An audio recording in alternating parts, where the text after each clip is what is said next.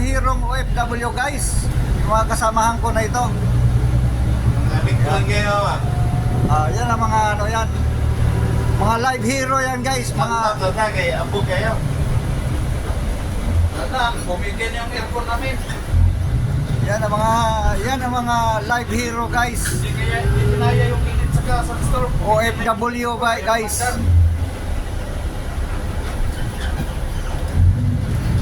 Araw na bumabagtas guys nga halos di makita yung kalsada sa buhangin dahil sa matinding sandstorm. Pero masaya yan guys kahit ganyan ang sitwasyon namin dito guys.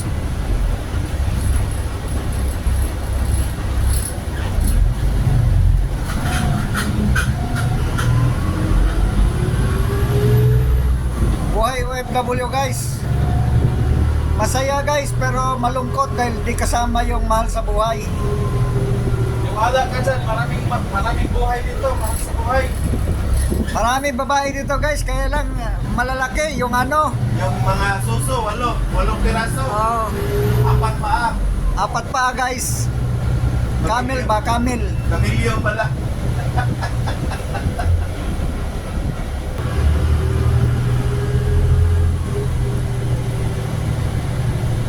Masaya ang buhay ng Middle East guys. Mga OFW sa Middle East. Masaya na mahirap guys. Kaya pag nagpo-forgot na guys, hanap-hanapin mo na to sa Pilipinas guys.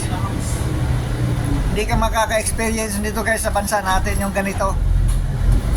Minsan naliligo ka guys ng buhangin.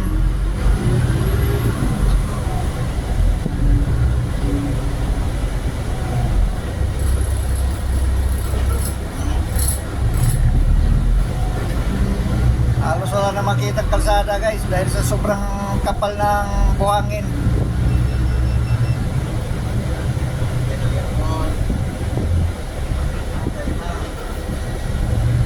Follow and share guys ha.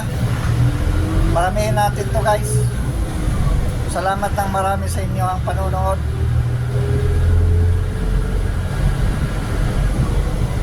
Follow guys and share. Para makakatulong tayo guys sa ibang mga OFW yung nangangailangang pamilya.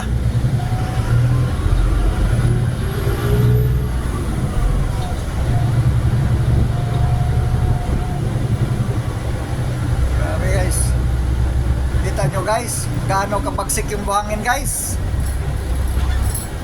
Na dumadampi sa kalsada guys. Kita nyo guys. Wala na halos makita kalsada guys. Ganun kabagsik ang mga driver dito guys. Bumabiyahe pa rin kahit wala nakikita kalsada. Palibasa high-tech dito guys, GPS ang ginagamit.